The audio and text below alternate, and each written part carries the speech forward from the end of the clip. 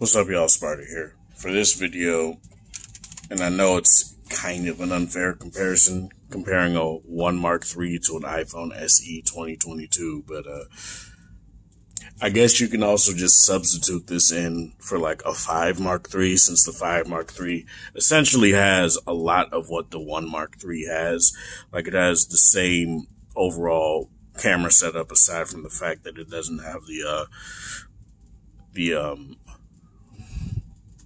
I don't know why I can't think of what the time of flight sensor. The time of flight sensor's on the back for faster focusing on the back. That's pretty much all that the 5 Mark III doesn't have. Yeah, so basically all the 5 Mark III doesn't have is this time of flight sensor on the back, and also the 4K 120 hertz display. It has a 1080p 120 hertz display with a 240 hertz touch sampling rate. So those are the differences there. So you can just substitute it. You can substitute the 1 Mark III here for the 5 Mark III, and you'll essentially get similar enough results, I guess, as to what I would say would be a more apt comparison. So the iPhone SE 2022 has a 12 megapixel sensor on the back here. And I'll show you guys. Both of these have 12 megapixel sensors, but they're definitely not the same, as you guys can probably see a little bit there. The overall sensor takes up more surface area on the 1 Mark III for its main sensor, whereas it's definitely smaller on the SE right here. This also has two different lenses, where it has the wide angle up top here, and it has the 2-stage telephoto down here. Whereas you'll just get a crop zoom on here, and that's pretty much it. No wide angle, no nothing. In terms of selfie camera, it's pretty similar. I don't use selfie cameras, but in terms of what this looks like, I guess I'll just take a picture right now. Just to, I will say this, the 1 Mark III is definitely more soft. But that's something that a lot of people would know already. It's definitely, but it also is probably has something to do with crap being on the sensor, but it's whatever. So a selfie cam right here. Looks decent. I'm not necessarily a selfie person, so it's not something to me that's all that important. But on the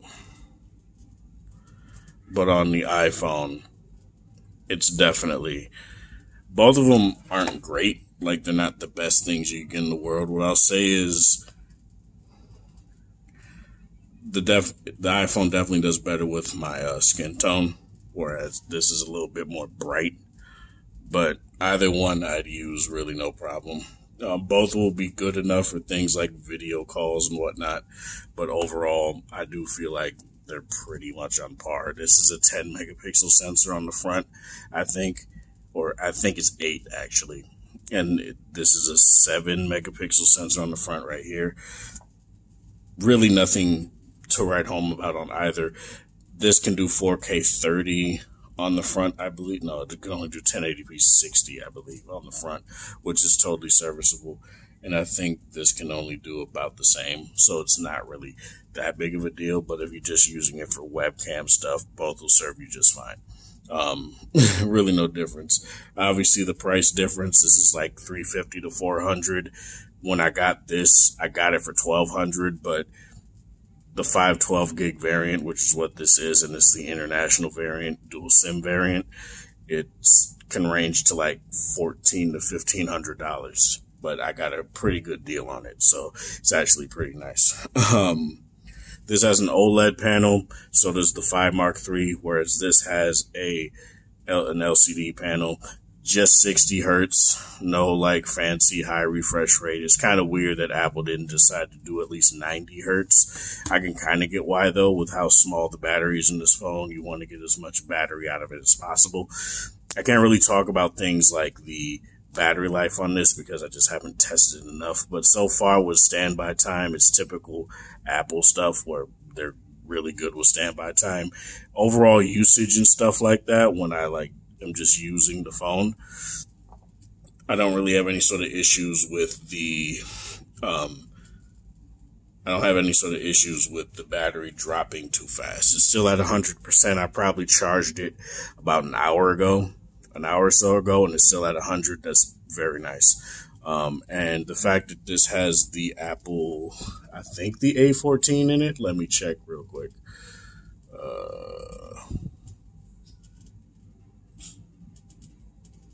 Sorry.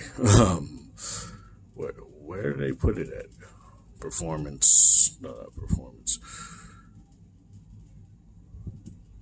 I don't know how to look for this stuff, man. Platform. Chips, yeah, A15 Bionic. Ooh. So the A15 Bionic in this, which is actually very nice.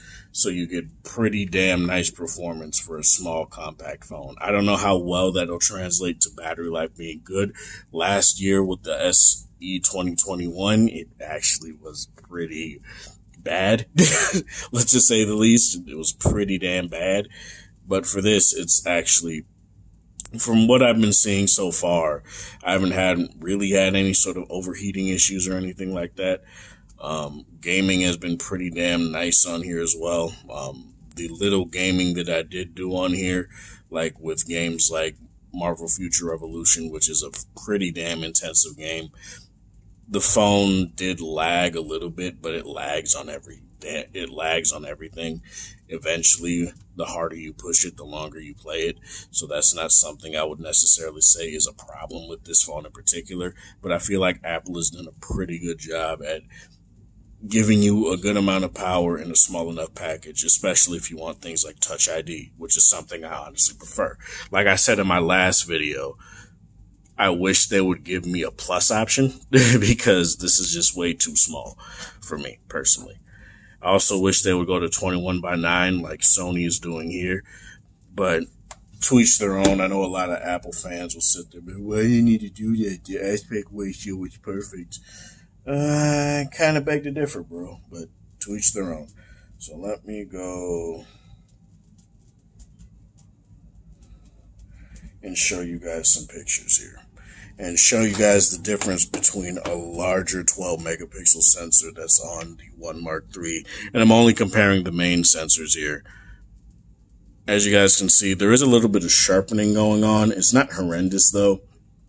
I think I did a little bit of cropping. It wasn't the worst thing in the world, but it is a usable photo nonetheless. On here, the problem that I have is that what you can see is that there's very little bokeh rendering, and that's because of the overall smaller camera sensor. That's just something you're just going to have to deal with. And I'll show you guys this right now.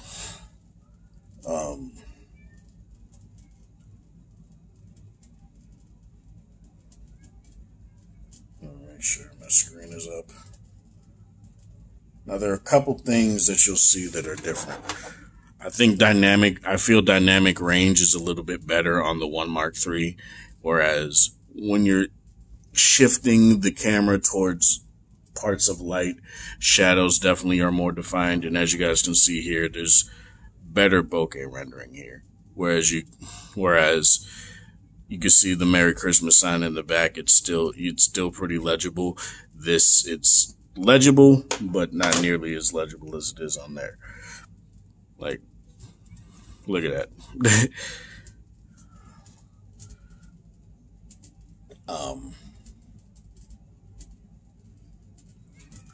Try to find this other picture here. I took a few because I just wanted to make sure that I have a good amount of samples. So this again, as you guys can see, there's a little bit more color definition on the One Mark III here compared to what you get on the iPhone. The iPhone's not bad at all. I'm not trying to say, oh, the iPhone looks like crap. It doesn't. It actually looks pretty damn good, especially since it's in a low light situation. There's literally no light in this room aside from this, but this wasn't on at the time.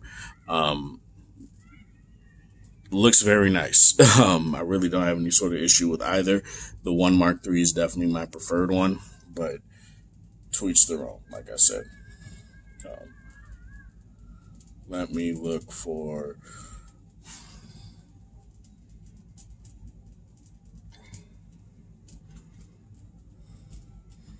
Now, this is one that's a little bit harder to get a handle of because obviously I can't hold the phone the exact same way. But this also shows you the little bit better background separation and things like that, where the strawberry lemonade sign in the back there is more blurred out than it is right here. That's just something that is far more photogenic and will look better to a lot of people. And to me, I feel like this is not a bad camera at all. I think it's decent for something like 4K 60.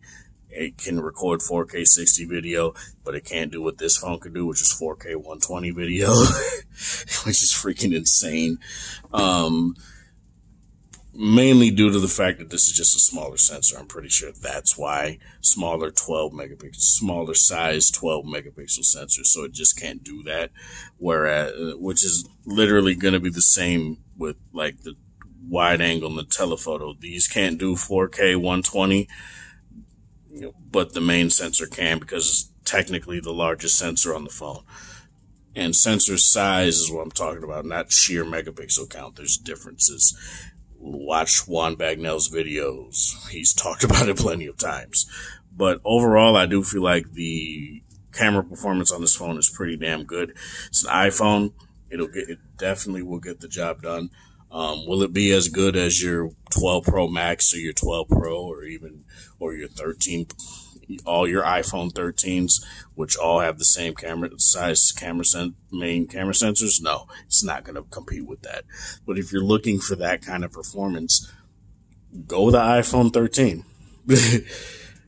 They're around the same price, but I know why people would go with this phone, because maybe they prefer Touch ID. Maybe they prefer the overall feel of a classic looking iPhone, and I can understand that.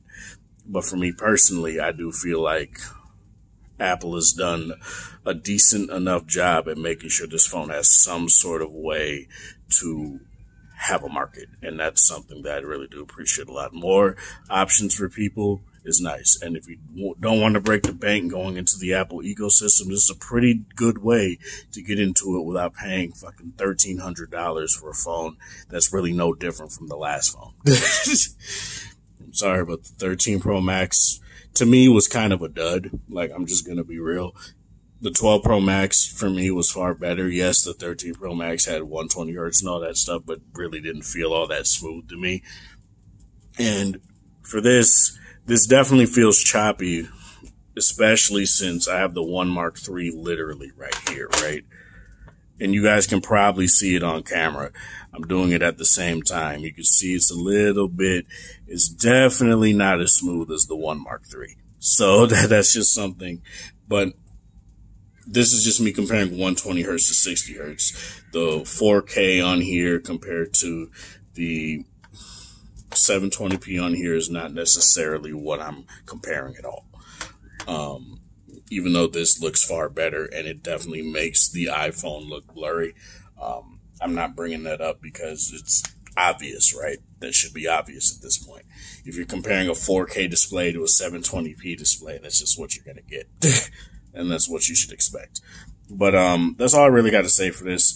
This is Sparta. Thanks for watching. Thanks for support. Hope you guys have a wonderful Wednesday, whatever time of day it is in the area. Have a good one.